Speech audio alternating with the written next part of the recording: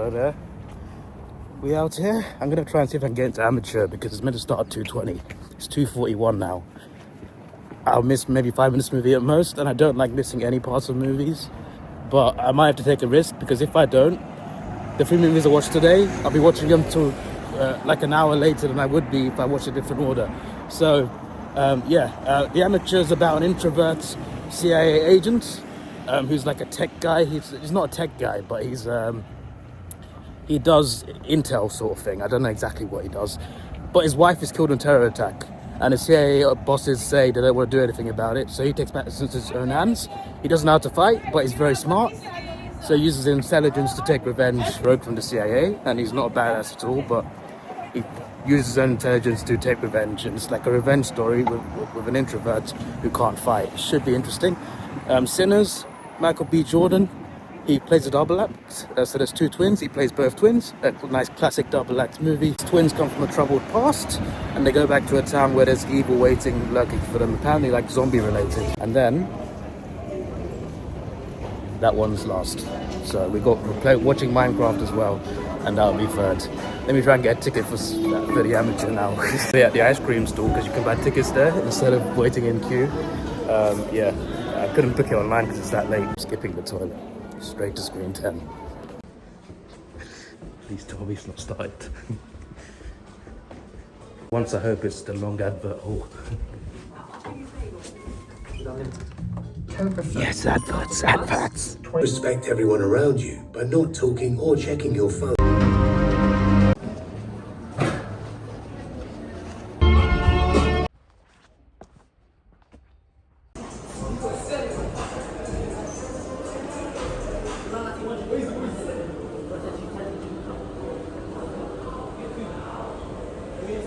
Okay, so we got a double review because I had to go straight into Sinners. I'm a little annoyed though because after Amateur finished, it was 20 minutes after Sinners started, and I thought to myself, the IMAX screen is right there, but obviously for IMAX, it's not just a free entry like normal screens. I got to pay a £5 uplift.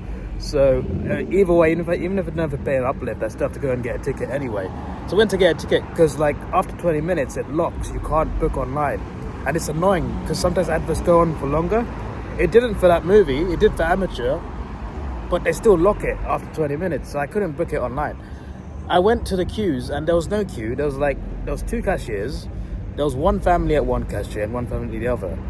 They both took ages. They both took bloody ages deciding what they wanted, what they wanted to eat, what sort of tickets they wanted the other family was doing. I had a massive headache, but you know me, I'm an introvert. I'm very quiet, I don't complain. So I just stood there, venting my frustration to myself in my head, and I waited a good 7 minutes at least before I bought my ticket. And the guy was just like, where do you want to sit? I'm just like, there, I'll sit there. He's just like, yeah, are you sure? I'm just like, yes, just book the ticket. Then he says, oh, I got to do it again, mate, sorry, because your unlimited card didn't scan properly and you need to scan it again. Oh wait, no, you're fine, you don't need to scan it anymore. I swear it took like 5 minutes to buy the ticket. Anyway, I went in there. I think it was at least half an hour later than the showing time. I don't know how much of the film I missed. But yeah, we'll get to that review. Obviously I missed the start. Flipping heck. You need to rev your motorbike that massive. The Amateur was really fun. It was really, really fun. I really enjoyed it because this guy is not really a killer, but some people who killed his wife, he wants to go after them.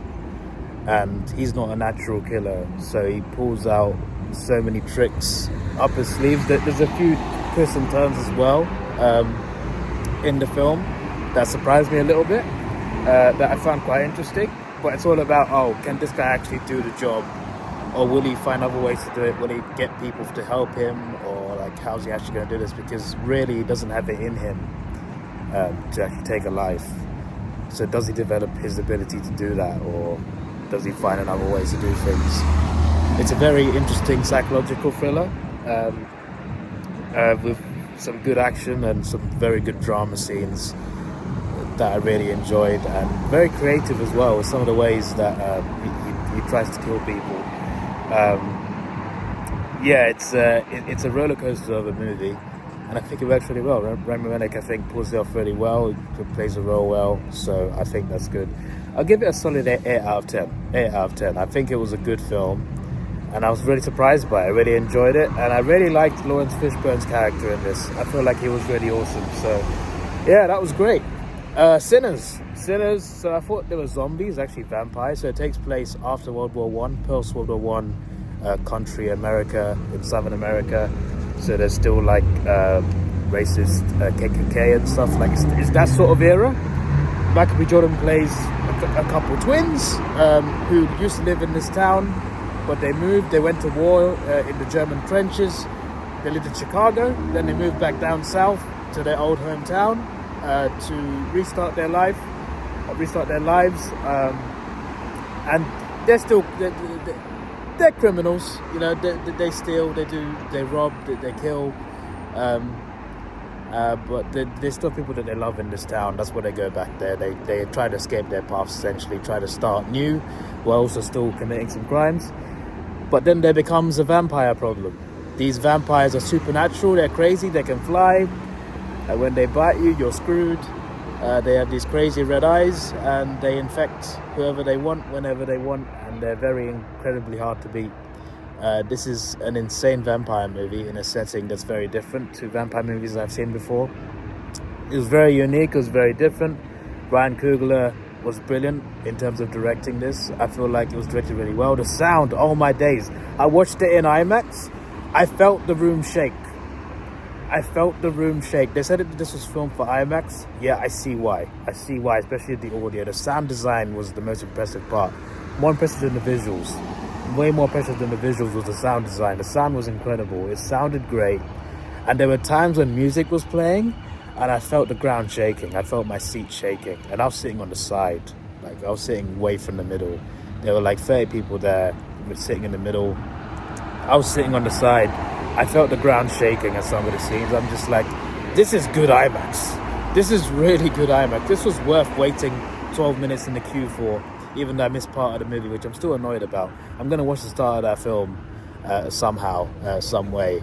I probably didn't miss it too much, to be fair. I still know the movie. But yeah, I'm very impressed by the IMAX. I think it lifts up the rating a bit. I think the movie itself, solid 8 out of 10. Ryan Coogler smashed it again. Michael B. Jordan smashed it again with Ryan Coogler. The IMAX rating, 9.5, bro. The IMAX experience of Sinners is brilliant.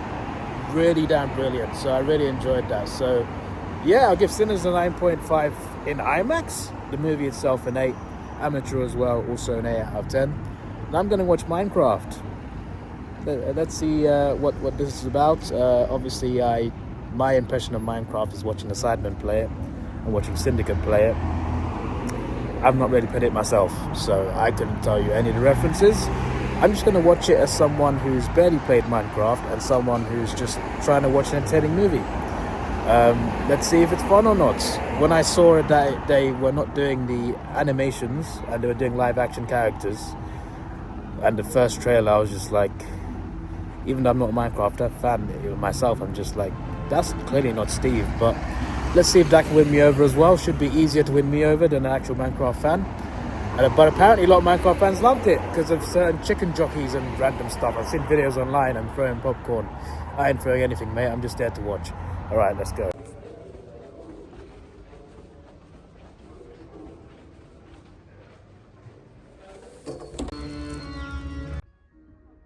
Yeah, that was all right. Actually, before I start, I don't know if it's just me, but I hate that walk when you're late to a movie and you just walk into a crowd that's already there, and it's just like you try to get to your seat and it feels like everyone's looking at you, and I just look down and just, yeah, that happened every single film today, and I only missed the start of one, but like the first movie I just got there, like before the last, like the second last advert, and there were not that many people there, but it was spread out quite a lot, so there was only like one row that was like completely empty. I went to that specific row just to avoid people, and then just quickly scooted over. Like everyone was just sitting on their aisle for some reason, so I just scooted over right to the end. I'm just like, let me just go to the one empty row, go right to the end when no one else is. The second one, I just went across the screen quietly, ducked down because the movie's already started. I thought I'm in the clear now because once again I was on the same side for some reason, even in IMAX. And I went up thinking, yeah, I'm not blocking anyone's way. There was a guy right in front of me. There was one guy sitting on the left. I was just like, whoops. I blocked your way for a couple of seconds, sorry, mate. And then the third time, because it's Minecraft, it's all families. Literally every party is families. And I'm standing there like, I'm not standing there, I'm walking up there like, let me get to my seat, even though the movie's not even started yet. I just find that funny. Anyway, Minecraft was alright. It was a bit cringe, but it was alright. Pretty fun. The actual Minecraft world looked really good. I assume animated, it looked really good. The whole vibe of humans being the characters in that Minecraft world, I think, was still a bit. It threw me off quite a lot, to be honest.